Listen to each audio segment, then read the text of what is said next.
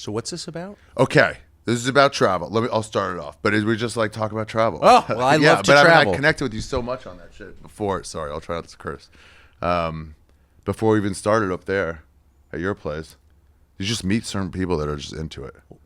Totally. It's you. I feel that way about travel. I mean, I think it's one of the most important things.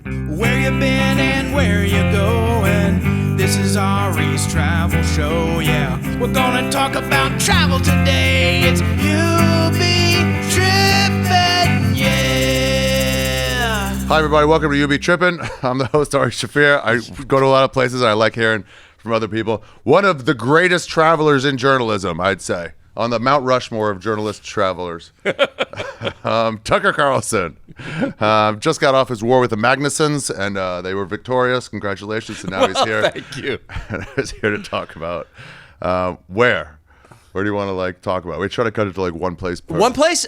I've been a lot of... First of all, let me just say, one of the reasons you and I connected, well, you've traveled in a way that I haven't traveled since the 1980s, which is without a cell phone, which is that's real travel. It's fun. Because then you're fully immersed, and the whole point of travel is to get perspective, I think. To satisfy your curiosity and to get perspective. And I am one of the only people, politics aside, who actually believes in diversity. I like to see people who have got different ideas, different cultures, different languages, and I don't feel like I have to drop bombs on them if they live differently from me. I just don't. Yeah. And I know that puts me in a tiny minority in Washington, D.C., but so I really think you can't understand your own country until you travel to other countries. Yeah, it's weird. When you're in another country, you're more easily able to be like, oh, differences. And then here you're like, wrong.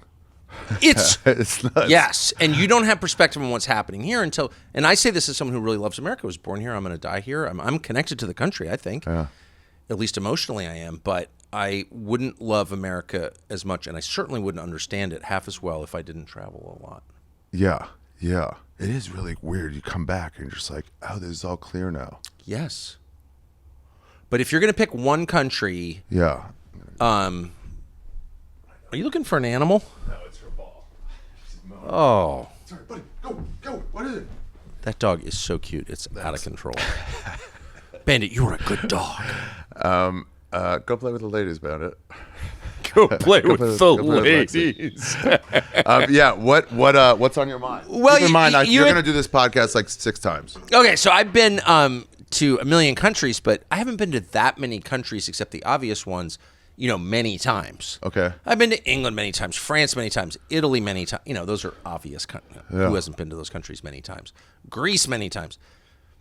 The only country outside of Western Europe I've been to a lot is the UAE. And what's so cool about the United Arab Emirates is I've been there I first went there in October of 2001, right after 9/11, because I was headed over to see the Taliban. And what? Well, I was just a journalist, and I was interviewing the Taliban in Pakistan at the Taliban embassy right before the Afghan war started, when the Taliban were still in charge of Afghanistan. So 9/11 happened, obviously, mid-September, and the war in Afghanistan didn't begin until 15th or so, until a month later, ish, if my memory serves. And so during that month, the Taliban were still in charge of Afghanistan. They were the Walking Dead. Everyone knew it. And I wanted to go interview them. This is a not interesting story, but Did they know their time was about over? They were pretty far out from what I can remember. I remember that the Taliban spokesman, when I interviewed, was holding the hand of this little boy, and everyone was making fun of it. Actually, everyone in the press corps there was making fun of it. This was in Karachi or Islamabad. But I think it was in Islamabad, Pakistan. But anyway, the point is, I went to UAE on the way there and the way back. And on the way back, I had this horrible...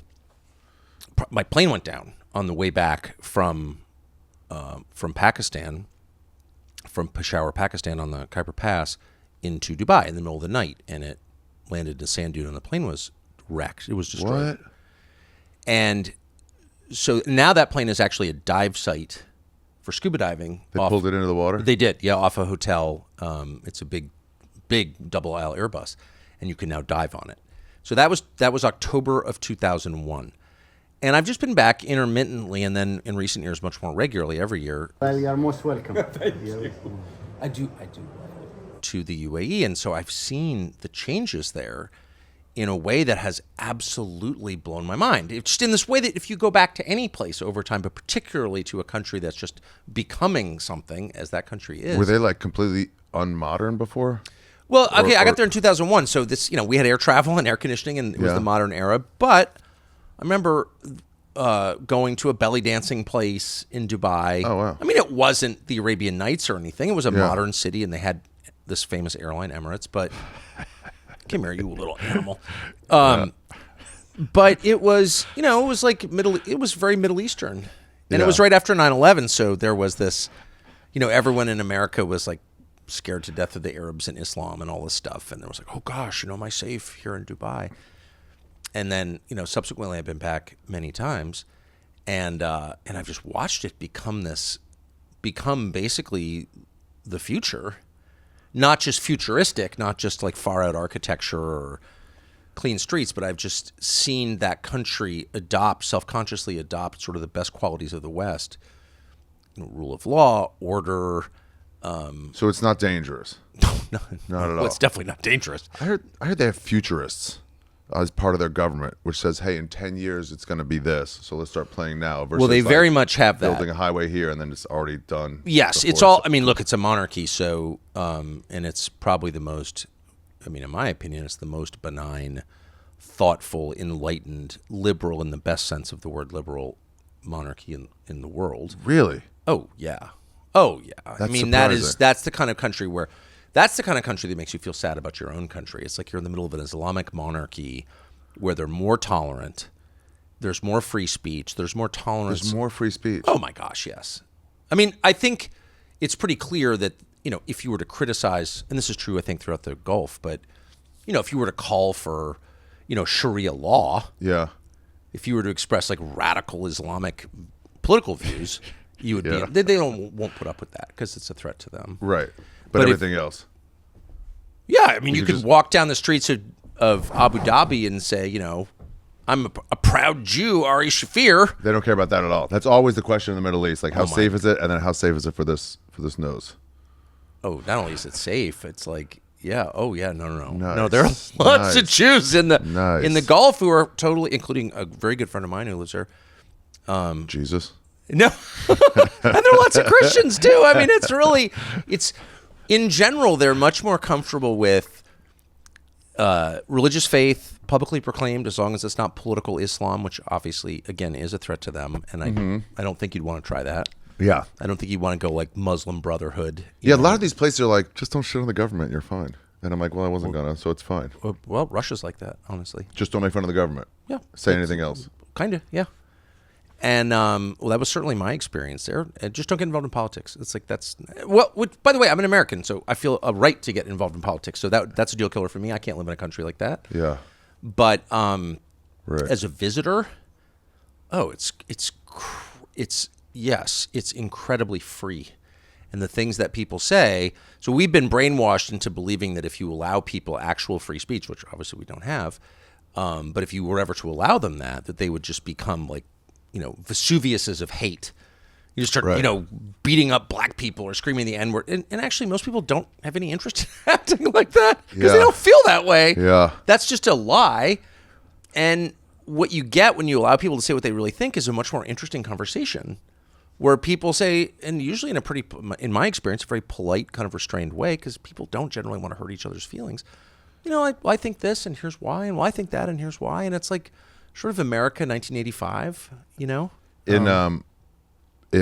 China, my friend Saul told me that they use WeChat.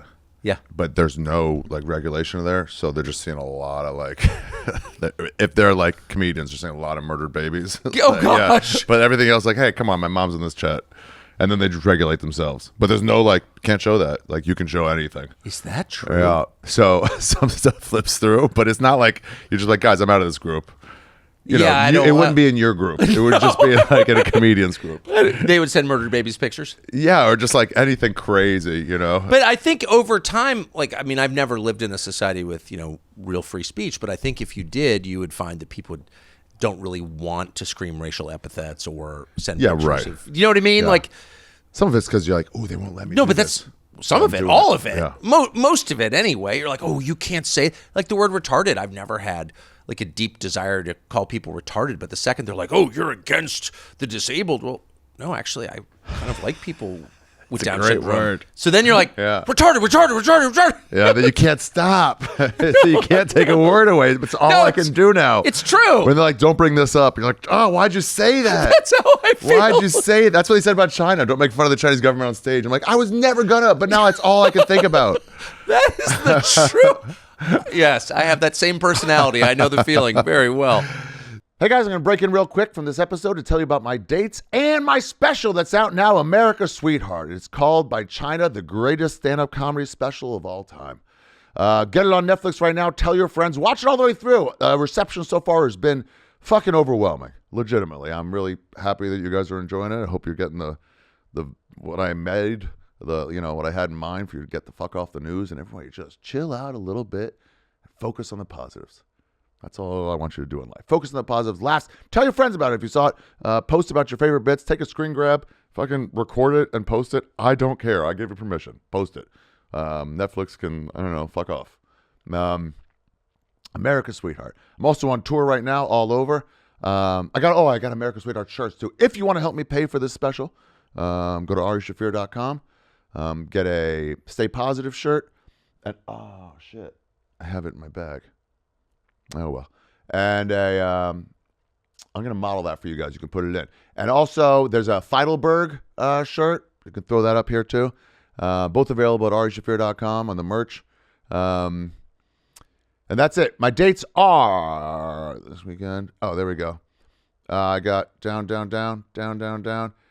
I know these. Brea, California, with Agent Appalucci. Nashville, San Antonio, San Jose, Atlanta, Portland, Vancouver, Edmonton, Calgary, Seattle, Anchorage. I know I'm forgetting one. Denver, Tampa, Schaumburg, Illinois. Some of those with Adrian Appalucci. Denver's with Colin Tyrrell. Or Fort Lauderdale and Orlando. That's it. Everybody, all my tickets are available at arishaffir.com. That's my whole tour until April, and then I'm gone until 2027. The farewell tour is on sale now. Some shows have been added already. Portland sold out. That's it. Now let's get back to the episode. Again, if you watched America's Sweetheart, if you enjoyed it, I really appreciate it. For those of you who are just joining this podcast, for Tucker Carlson, he'll be back on again because he's a great traveler. He's also got his own, well, I'll tell you in a second. But check out my special. I'm a stand-up comic, and I have a new special out right now on Netflix called America's Sweetheart. Tucker Carlson approves of my stand-up comedy. You should too. He also has his own pouch of nicotine that you guys love called ALP. It's All Lives Matter. That can't be right. What could ALP stand for? Well, Alp. Oh, maybe it's because he's in the Alps. Maybe Alpine. Could be that. You know, I could ask Tucker fucking Carlson. I've met him. You don't believe me? Watch the rest of this episode. Let's get back to it. So what'd you do? First of all, I got to get back to this plane going down. Yeah. We just skimmed over that, but I want to know what you get into when you're in Dubai. Well, it wasn't in when the plane went down. Yeah. So I was. What do you mean it went down? Did they announce, "Hey, strap up"? No, it was really awful actually. But no, we were flying on a Pakistan International Airways flight from Peshawar, Pakistan, which is right. Peshawar, it looks like the spelling, and it's right on the Afghan border. Yeah. And it was the day that the bombing started in. Okay, so there you have it. Right, exactly. Okay. Right in there. So. Okay, so where are we here? Keep going to Closer. east. Peshawar. So go to Islamabad, and then you can see Islamabad is the capital, and Rawalpindi. You see it? No, I don't have my. I'm so blind, dude. It's okay. I don't have my glasses on. Islamabad, Pakistan. There it is. Islamabad, Rawalpindi. So Rawalpindi is the tradition. Oh, and Peshawar is. You can see that right there. Yeah. So it looks like Peshawar. I think if I can read it correctly, it's to the west. Yeah. And it's up in the mountains. So that is. Okay. Anyway. Yeah. So what was we happening? couldn't fly. So that was the night that the bombing campaign in Afghanistan started. And so I was flying. Well, I had nothing to do with it. I just happened to be in the area. So, but we had a very circuitous route, and we probably took off at, I don't know, 10 at night or something. And I think it's just a couple-hour flight under normal circumstances, but we had to fly. I don't think we could. We had to fly all the way around. We couldn't fly over Iran, I think, which is on, of course, all this airspace stuff. Right. We go out a little bit. So Iran is, of course, right on the other side of the Persian Gulf from the UAE. So Iran's right there, right? So yeah, that's where you'd fly over Iran. Right. Sure. So I think we had to come up through the Gulf of Oman. We had to fly straight south and then up in. Anyway, whatever. Okay. We were over the water. Yeah. At about 2:30 in the morning and on descent. So my guess would be, without knowing, because no one ever told me anything about what happened, but probably 20,000 feet, not wheels down, but coming down, it felt like we ran into something. The plane just went up, bam, and then just dropped. What? And yeah, out of nowhere, and something happened. Someone told me later, who worked for Airbus, that there was a bomb in the cargo hold. I don't know. All I know is the plane had a lot of trouble maintaining altitude after that, and would drop, and then they would gun the engines and kind of come up sideways and just basically porpoise around in the air for what seemed like about an hour. It was probably 8 minutes, but it was. What? I really have no perspective on what happened or how long it took, but it was very high drama, and everyone on the plane was convinced we were going to die, and people were. I could see that. I was sitting in first class with all the Gulf Arabs, in the robes and stuff, all smoking, because this was back when you could smoke on planes. I mean, you have to at that point. Oh, well, everyone's burning Marlboros. And then if you look back, the back of the plane, was a huge plane, was all Pashtuns from Afghanistan and from, the Northwest Border Territories of Pakistan. Pashtuns, the dominant tribe in Afghanistan, and they were all going to work in the Gulf. And they're famously stoic and impressive people, supposedly related to Alexander the Great, but they're really interesting people, very interesting, and they're very emotionally controlled. And the plane is doing all this weird stuff in the air, and it's clear that we're not going to be able to land it. And I look back, and they're just sitting, staring straight ahead. And all the Gulf Arabs, with their headdresses and the Marlboros, who are much more Western, of course, they're flipping out. Whoa, you're going crazy. Anyway, ultimately, they tried to bring it in. We wind up sideways in the sand dune, and so the plane, one of the wings had partially detached, and there were flames or whatever. So I got off the plane. I opened the door actually myself and took the slide down with about 4 or 5 other Westerners who were on the plane. What? Yeah. Into the desert? Into the desert at night. And we got picked up within about, so we started, I thinking the plane's going to blow up. It didn't, but I thought it was because of the fire. And I just had this vision of being incinerated. And so I was wearing loafers exactly like these, running through the sand in these things. And we got picked up by a bus, a UAE army bus, and put on the bus. And it was like a hallucinogen. It was like kaleidoscopic, like these things are. You have no perspective on what the hell just happened. There's no time to think about it. You have no idea how to think about it, and even now, I'm not really sure. And it was, gosh, I can look it up because I have the date on my calendar. But anyway, it was like this week, 2001, and then they brought us to the Dubai airport and locked us in a room. It was only what? Yeah, it was so weird. Why? Because I think see if you knew anything. Here I am defending the protocol, but I think what happens when something bizarre happens, like a plane winds up sideways in a sand dune in the middle of the night, you're like, oh wait, everyone needs to be questioned.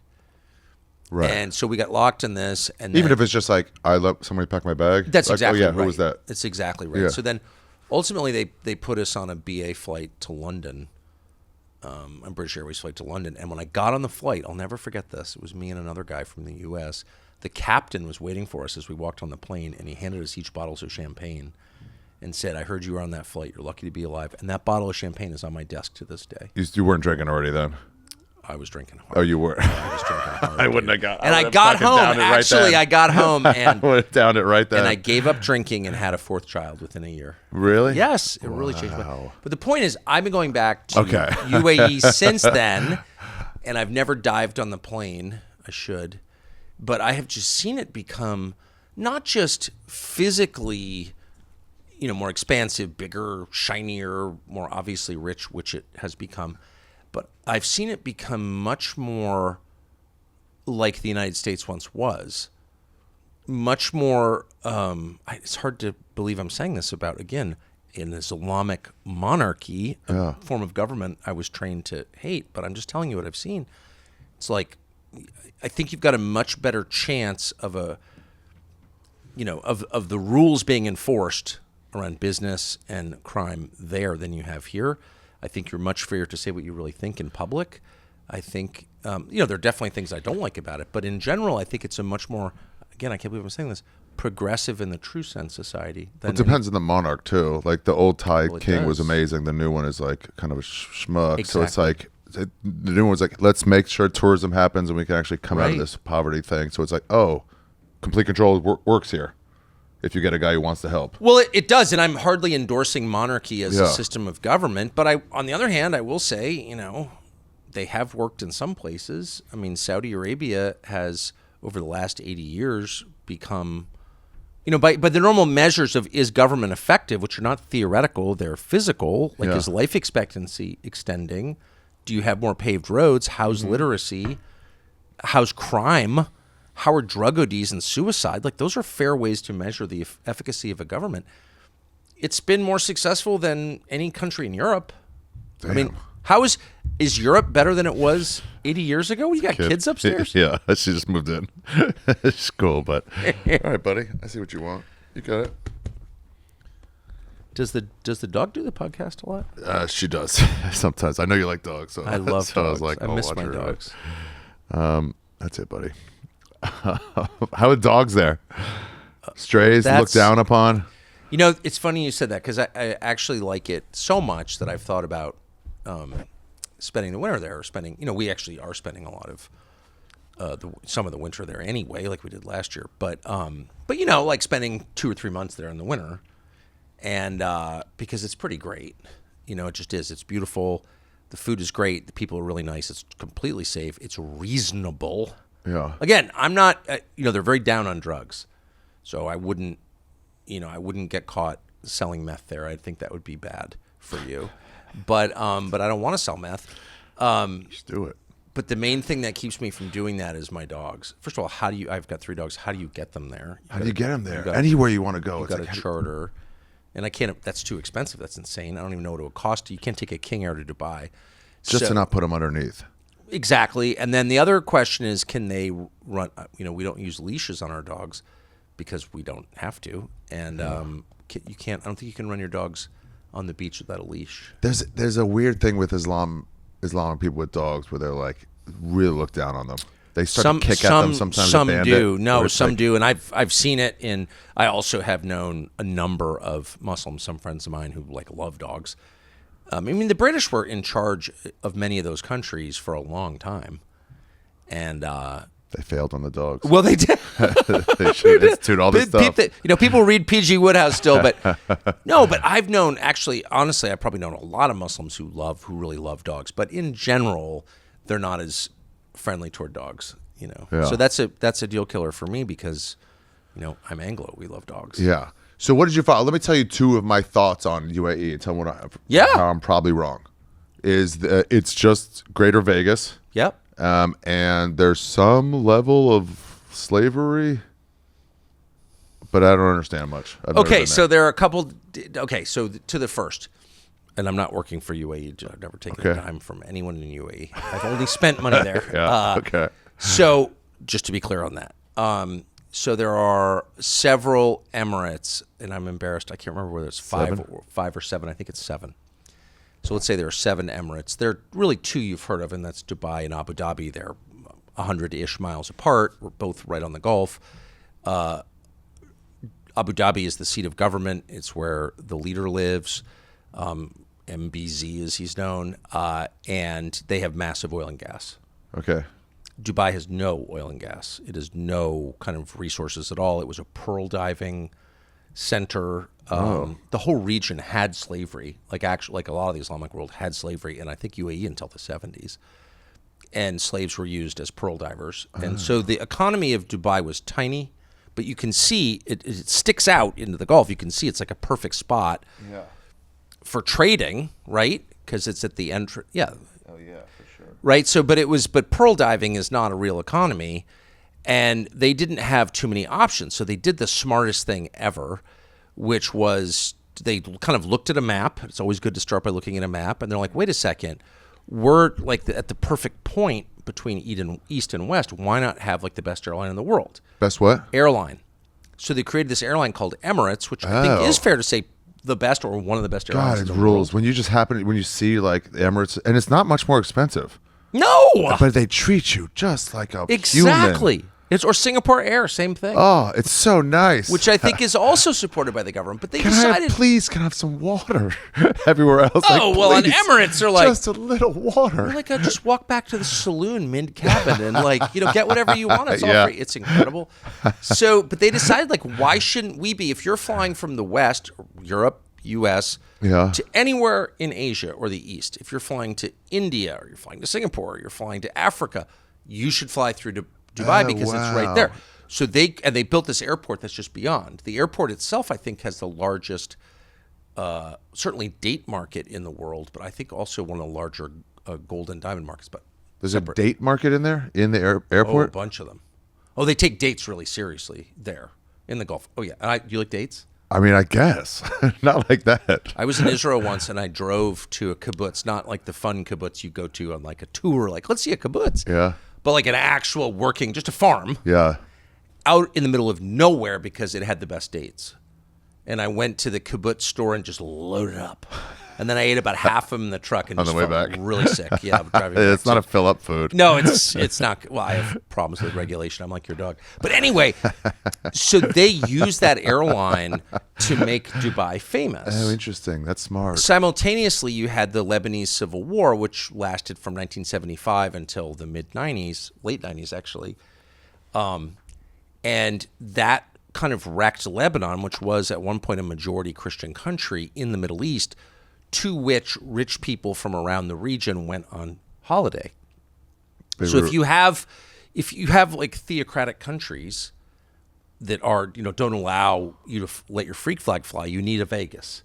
And that was always Lebanon because it's beautiful. Beirut is beautiful. A couple hours to go skiing. Like academics. Lebanon has everything. Yeah. Beautiful women, great food. So like if you're a Saudi family and you're like, we need to like relax for the weekend, you'd fly to Beirut. So Beirut kind of had all these problems because they had this horrible civil war. And then they got invaded in 82. They had all this drama. So people were like, we need a new Beirut. And that really became Dubai. Somewhere safe. Somewhere safe that was and fun. Had liberal codes of personal conduct. So booze is not a problem? Booze. In fact, let me just summarize it in one word. Booze. Dubai had booze. That's a humongous thing. It's a humongous, and I say this as a non-drinker, but it is a humongous thing. And you would walk into the Dubai airport, and they would have like a wall of booze. Just to be totally clear, we've got booze in Dubai. Yeah. Because sometimes on Emirates, if you land in Qatar or Doha, they'll be like the stewardess is like, all right, hats on, give me your alcohol, get it off the table. Like we're no longer safe to do this. But the there whole it's fine. area, except I'm going to Saudi soon actually, in a couple months, but I'll see when I get there. But I think the whole area has gotten more alcohol friendly. That's my impression, just visiting. But Dubai kind of led the way on that. Like you could drink in Dubai. And if that may not apply to Muslims, actually. I'm not really sure of the rule. Yeah, well, they got their own rules. It's like it's up to you. Right. I heard Ron Paul talking about it when he was running. They were like, well, you're Christian. How would you feel about abortion? He goes, I mean, I'm not going to force my wife to have an abortion, but like that's a law. I'll just defend the law. But we're not going to do it. Right. Yeah, you can just still. I think that's fair. Yeah. Hi, guys. Today's episode of You Be Trippin is brought to you by Mint Mobile. Guys, $15 a month. Yeah, that's all I got to tell you. $15 a month. Why did they want me, Ari Shaffir, to tell you about savings? Figure it out. Yeah, the weather's what it is today, but the savings you can change. $15 at Mint Mobile per month. Yeah, guys. We use it here at the YMH office. It's great. Switch to Mint, and new customers get half off an unlimited plan until February 2nd. To get your new wireless plan for just $15 a month and get plans shipped to your door for free, go to mintmobile.com/trippin. That's mintmobile.com/trippin. $45 upfront payment, equivalent to $15 a month. New customers on first 3-month plan only. Speeds are slower, above 40 gigabytes on unlimited plans. Additional taxes, fees, restrictions, and apply. See Mint Mobile for details. Ari Shaffir knows savings, and now you do too. Now, let's get back to the episode. So in Dubai, they had booths. So anyway, you drew a lot of rich people from the region there. And then they decided, well, wait a second, let's become a business center. So like super low taxes. I don't know if they even have personal income taxes, corporate taxes. To get more money over the under the oil. 10%. Yeah. Wow. Meanwhile, Europe was starting to kind of collapse. Yeah. So all these people sent their children and themselves went. The ruling class in all these countries all went to school in mostly England, but also the U.S. Like they all went to Stanford or Georgetown or whatever. Every despot studied or Oxford in or America. Sandhurst. Yeah, exactly. And so they saw that Europe is kind of becoming, a very hard place to do business because of the massive welfare states and the bureaucracy that sustains them. And they're like, well, why don't we become the new kind of duty-free country? And so then they decided, because they're really longitudinal thinkers and they're smart, they're very smart. They're like, well, let's use traditional English law for business.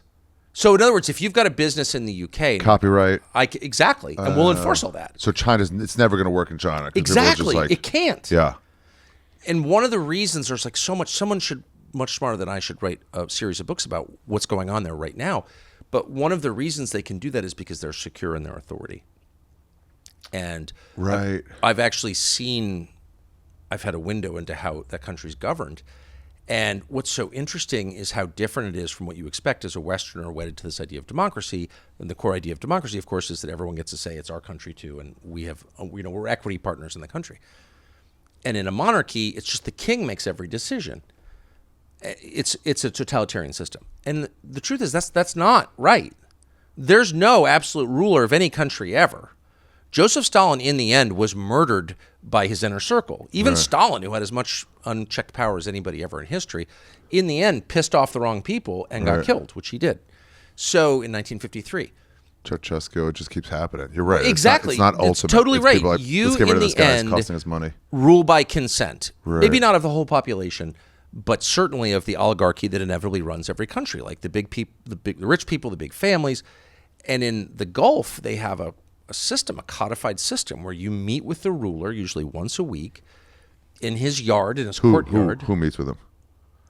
Well, there are two groups that can meet with him. In a country as small as UAE, I think there are only like 1 million citizens or something. Any citizen can petition to meet with him, and he sits there. They sit outside, and he sits in a chair, and people come up and take turns bringing their complaints to him. Wow. Every week. He does it every week. Wow. It's like Game of Thrones.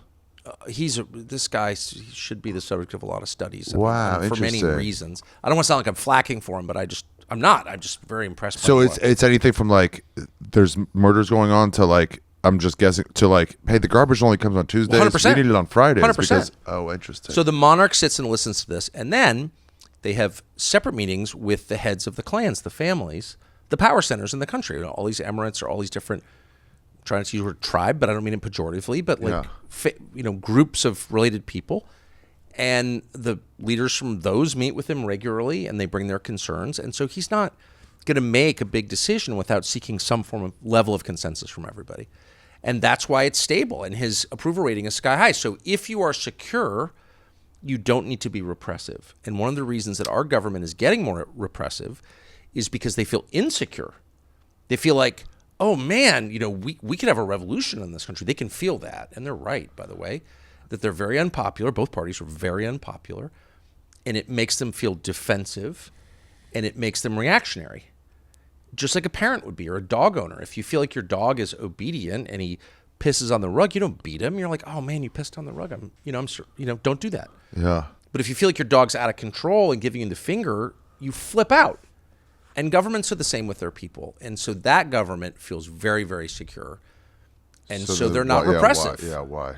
Okay, Right, so that's the answer to your first question. All the Vegas-y stuff is Vegas-y stuff is Dubai, though I would say it's more than that. It's actually a business center now. Mm-hmm.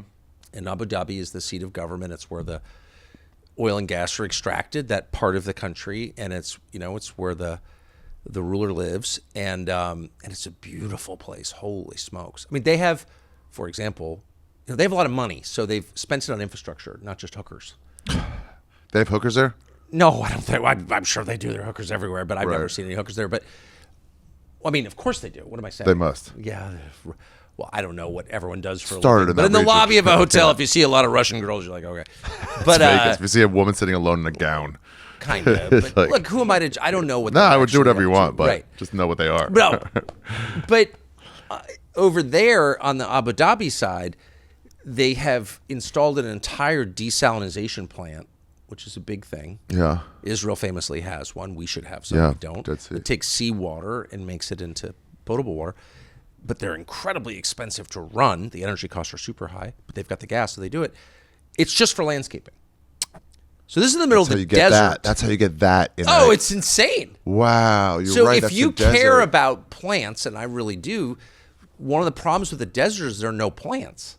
But in Abu Dhabi, and to some extent Dubai, but particularly Abu Dhabi, I mean, you drive along, the roadway along the sea, and it's just like tree. Look at that, trees everywhere, and that's not even like in someone's yard. This No. is just like they've remade forests. yes, it's incredible. And if you care about nature, it's like so delightful to see that. So to the slavery question, okay, what you're talking about are The Filipinos. Yeah. Filipinos, Pakistanis also. Okay. And so, the people who built all of this stuff, the laborers, are not, of course, the citizens of the country. There are not many citizens of the country at all, and citizenship is a high value thing. You don't have citizenship lightly, and citizenship in the UAE entitles you to free education, I think through the doctorate level. They'll send you anywhere in the world and pay all of your expenses. It's a rich country per capita. So all of their labor is imported, physical labor, all of it is imported.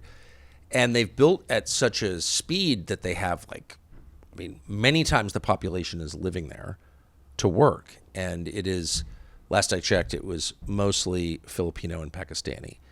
And there have been a lot of complaints about the way that they're treated. They can't leave. Like they took their passport. That's There kinda have certainly been a lot of claims, and I wouldn't doubt that that's true. I know for a fact that the government sees that as like a big PR problem for them. And so to what extent they're trying to fix that, I don't know. And I'm ashamed to say I don't know as much about it other than the obvious, which is people are being exploited for their labor, which is a pretty common arrangement through human history, and I'm opposed to it. Yeah. I do know that. But that's government, I guess. It's what's interesting. Like, so they have this problem in Jordan where the majority of the population is not Jordanian because of various wars. Recently, Syria, first 1948, Palestinians coming, et cetera, and it's hard to govern a country that's majority non-citizen because there's always the fear they're going to rise up and eat you. And that has, of course, been the problem the Hashemites have had in Jordan for all these years. That's what Rome did, was like, you're citizens now. That's exactly right. So smart. It's Yeah, like, but it didn't work. It didn't work. Yeah, all the they're like, no, legions we're were not. German, and in the end they sacked Rome. But anyway, the point is, this is a huge problem in a lot of countries, particularly small, rich countries, and they seem to have a pretty peaceful situation. But, long term, you can't have the majority of your country be non-citizens. So, It's got to be a path to get there. Even Australia did that. Like, you're a prisoner, but like you'll be a path to be there will never free be there out will here. never be a path to get there, because like most countries around the world outside the West, your bloodline, your you can't have a ethnicity- Filipino citizen of UAE. I don't think so. Of an emirate. I don't think so. Any more than they're going to become citizens of China or Israel, for that matter. Yeah. And most countries outside Europe, Western Europe, and the United States are like, oh, I'm sorry, your parents weren't from here, you can't be a citizen. Yeah. Tell me what you get into when you're there. They're going to make you leave soon. Oh, they are. Sorry. What do I get into when I'm in there? I am seeing people I like and having, dinners and being kind of sedentary. I went out into the desert last time I was there this winter, I think. Oh, that's cool. With these ladies. Just hiking? We went to a dinner party out at a friend's ranch out in the middle of the desert. I am we're going there again this winter for a while, and I want to do falconry. I want to see falconry. Nice. Well, that's go get that whatever. Yeah, and I think they really do all the real falconry is because it requires huge land, a lot of land. Like 1,000 acres is not big enough to do falconry on because these things are fast. The birds are here fast, so it's mostly done in Pakistan. But I still want to go out and see it. Yeah, that'd be so cool. Want to see him get one and then come back. Raptor catch a rabbit or something. That would just be amazing. You ever see one of those in nature, like at a golf course or something? And you're like, whoa, it's so wild. All the time. Just grab a squirrel and just like, nope. It's so cool. I've never seen that. I've seen it with trout. I've seen it in front of my house. Oh, really? We have a bald eagle nest right across from my house. And I watch them dive down and kill my trout. And I shouldn't say this because it's a violation of federal law, but I want to. Wanting to is not a problem. I want to shoot them. Yeah, okay. I want to shoot them. Because we have a lot of bald eagles. It's not like, oh my gosh, a bald eagle. It's like, oh, more bald eagles. Killing. And we don't have enough trout, so it really bugs me. That's how they are in Iceland and Denver. They're like, oh, these whales. Like, we got plenty here. It's not a shortage. And they are, if you have yeah, we got burgers. Yeah. Yeah. Whale's pretty good, Whale's pretty good. You just got to know how to do it right, I guess. Remember when they were telling you in school a whale's not a fish, it's a mammal, and you're like, yeah, whatever. But then when you get whale, you're like, oh, it's surprisingly not fishy. Yeah, it's like well, because it's not a fish. Right. Yeah. Is there like local food, or do they have like Western food everywhere?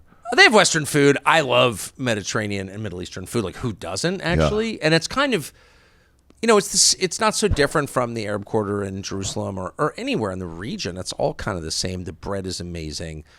Tons of fresh ingredients. I mean, they have, it's Dubai, so it's like the richest city in the world. So they have whatever you want, like the best pizza and all that. But I get enough of that. So I like the Mediterranean. Don't you? Yeah. When I'm somewhere like that, I'll do it. Plus, like in Yafo, it's just like they all kind of get along right there. So you get the taste of everything. You get the falafel, you get the kibbeh, and all the hummuses and everything. So it's like, so I could eat that. I could eat that every meal for the rest of my life. Just the spreads they have. It's where insane. Like if you don't order like a meat, then you charge you this much. If you do order the meat, that's all gratis. Exactly.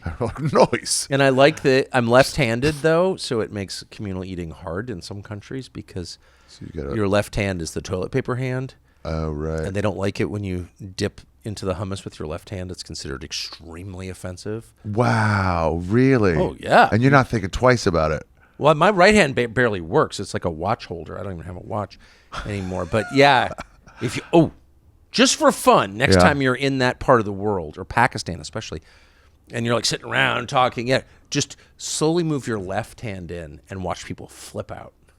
Yeah, that's your dirty hand, like super dirty. Wow. Dirtier than your hand has ever actually been. So they'll see that, they're like, what's this? Well, it's I mean, I get it. If it's like repulsive. Yeah, to them, like you're putting a piece of used toilet paper on it. You haven't used public men's rooms, I guess, in that area. I have. It's like, yeah. It's pretty. Yeah. Here I am talking up the region. That's one thing I just. They don't have that in Dubai. It's very Western. Yeah, how is that there? Sanitary. Oh, no. It's cleaner than New York by a lot. Do you go outside? Well, I'm doing a joke about it now. My friends come here, like, it's so dirty. I'm like, what dirt? What are you talking about? What trash? You're just. And like, the piles? I'm like, oh, right. I thought you meant more so. Yeah. The regular amount. I haven't been in New York in a while. It looks slightly cleaner. It's a little cleaner. It gets a bad rap. It gets the bad rap that a lot of things get. You're here. It's safe.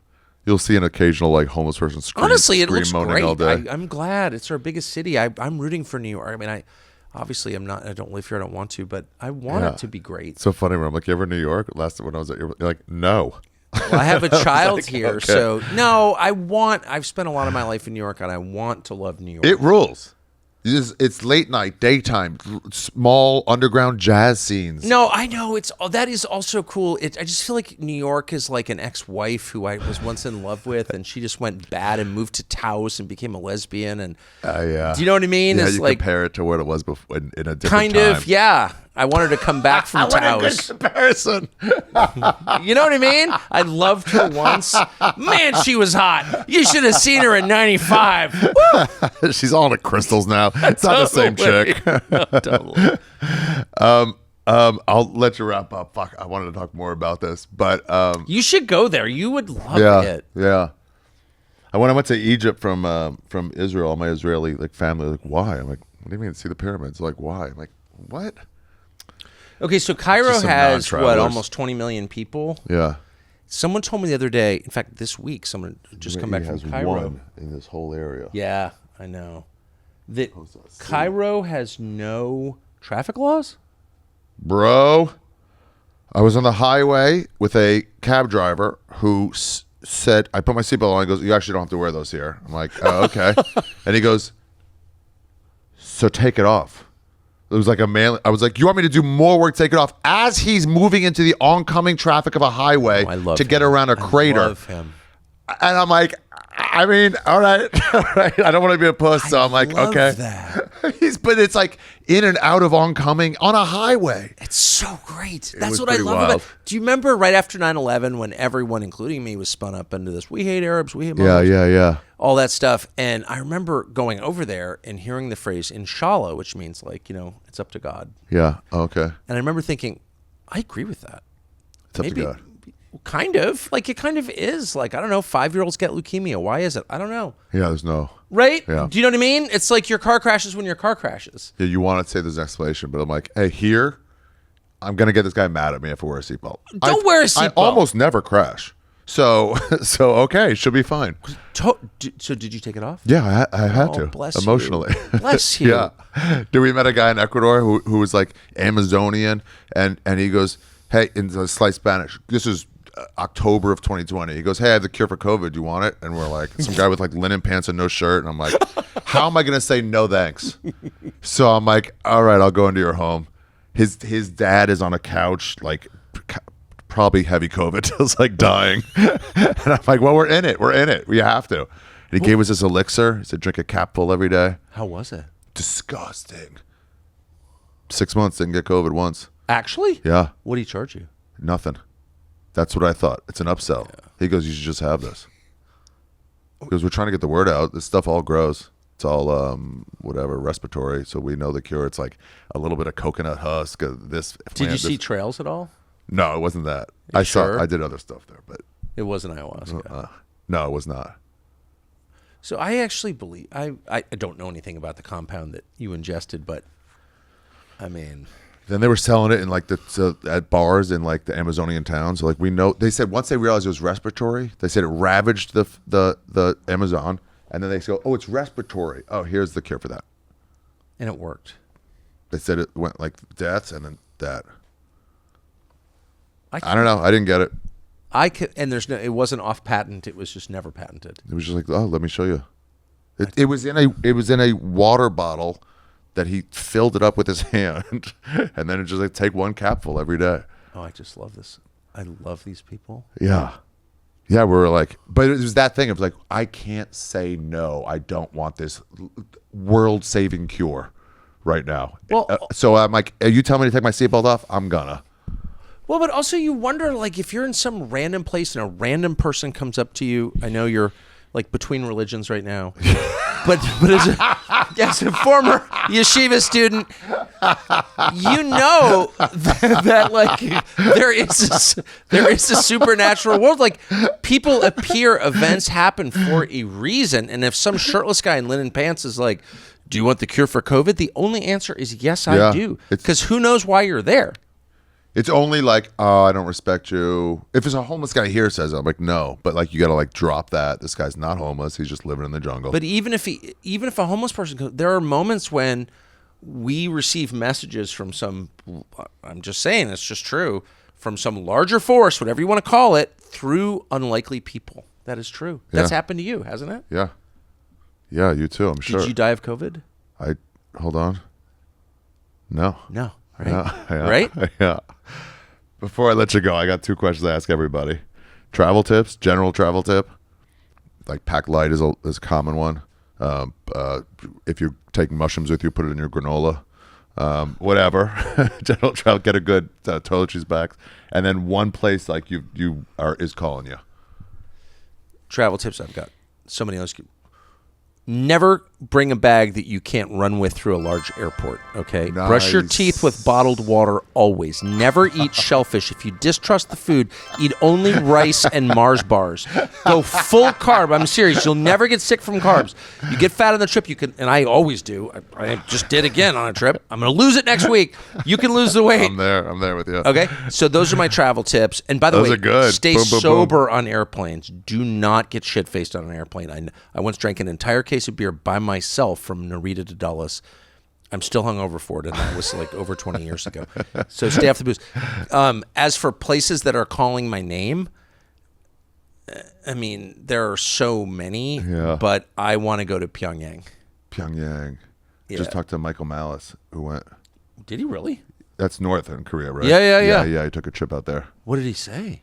He said it was rich and poor at the same time, like built up like a monarchy, but then like not maintained. So these like beautiful fountains, but then like a grosser version of it, and like they just don't have much money, but they want to appear like they do. Yes. But he enjoyed it. I want to go. I've met Kim Jong-un. Yeah. And I've been several feet into North Korea, and my vantage from there, I was in the DMZ, was that it looked beautiful, so mountainous, and I just want to see. I want to see it. Yeah, right. It'd be cool. But I also want to go to nobody Estonia, which is right across from Finland, and it's got some of the smartest people in the world, some of the best contact bridge players in the world. Contact bridge? Yeah, or chess. The Estonians are, I think. Wait, I'm sorry. What's contact? Is that like full contact? Yeah, it's sort of UFC plus card playing. No, contact bridge is a kind of bridge. Right. Bridge the card game. But anyway, the point is, there it is, right across, right. Okay, yeah, right, but it's also one of the sources of modern sauna culture. So everyone associates the sauna with Finland correctly. Yeah. And I've actually been on a sauna trip to Finland, but Estonia shares the sauna glory and the history, and I've always wanted to see it. I'm addicted to nicotine and sauna. Those are the two things I really love, and dogs. Yeah, all good for you. Yeah. Buddy, we could do this 1,000 times. Let me know your time you're back. I'm going to. I'm sorry. I just was in something I couldn't get out of it. Yeah, I try to keep this vibe low pressure enough to be like, hey, I'm running late. Like, this is supposed to be fun. Well, I've loved it. Thank you. Thanks, buddy. Yeah, it's so cool to get to know you. Oh, it was awesome. You rule.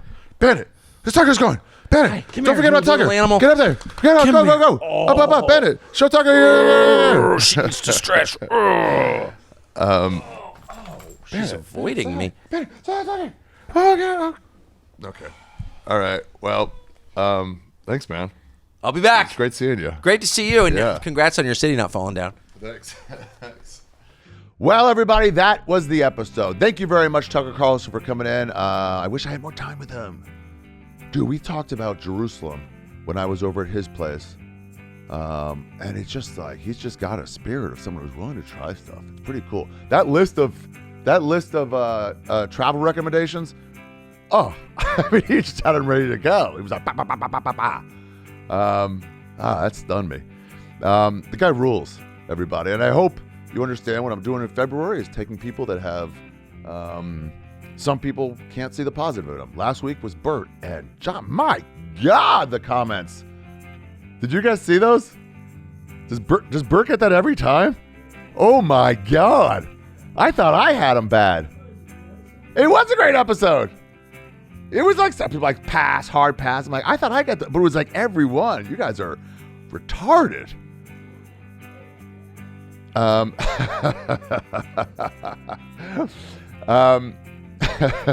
Yeah, but anyway, it was great. This was great. It's like, if you can't focus on the positive on Tucker Carlson, if you're a hardcore liberal, don't be an idiot. It was just a good travel podcast about the UAE. If you can't, Bert Kreischer didn't squeal once on that episode. He didn't interrupt once because I fed to him. Somewhere Bert Kreischer's at home going, you're feeding to me? My stomach is burning. Anyway, next week, what are we doing next week? Is it North Korea, which is also misunderstood, like, find the positive in such a crazy place? Or do we do Segura? Shit, I should have done more about my special if we did with Segura. Anyway, I'll talk to Tom. What do you guys... I should have planned this out better. Okay, next week, either Tom Segura or Michael Malice going to North Korea. Guys, watch America's Sweetheart. Please tell your friends about it. There's nowhere to post about it or donate to me, but you can buy a shirt to help me pay for the stuff that Netflix did not pay for. And anyway, just get your Feidelberg shirt, get your Stay Positive shirt, wear it with pride. I'm also on tour. at arishafir.com right now. For all of that, you can go and see me in Brea, California, Nashville, Tampa, Denver. I can do it by heart. San Antonio, San Jose, Fort Lauderdale, Orlando, Denver. Hold on, I got it. Portland, Atlanta. That's one weekend. Seattle, Vancouver, Calgary, Edmonton, Anchorage. I think I got them all. Schaumburg. Fuck. That's it for the show, everybody. Assalamu alaikum to all of you. Until next week with somebody, either Segura. Wait, that was the plan. I fucked it up. I said I'd save it. I meant to do it this week. Segura. Bye, everybody.